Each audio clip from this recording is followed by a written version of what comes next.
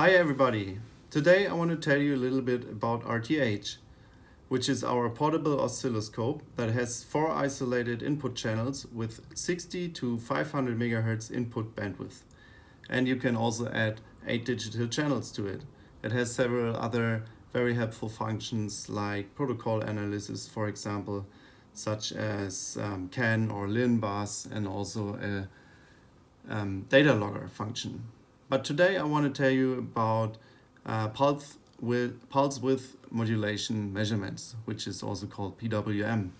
So as you can see here, we have already a nice signal attached where the pulse width is modulated over time.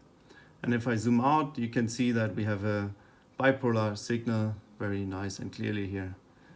So now you want to activate those new measurements by pressing Mesh and select measurement 1.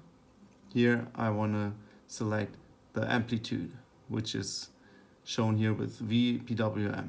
If I activate it, you see up here you have around 870 millivolts. Next measurement I want to show you is the frequency of the PWM signal. If you activate this, up here it says 1 kilohertz.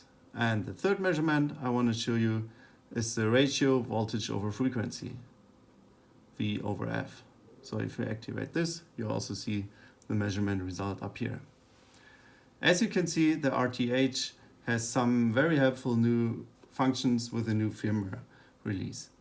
Please go to our website to download this latest firmware. And of course, thanks for watching.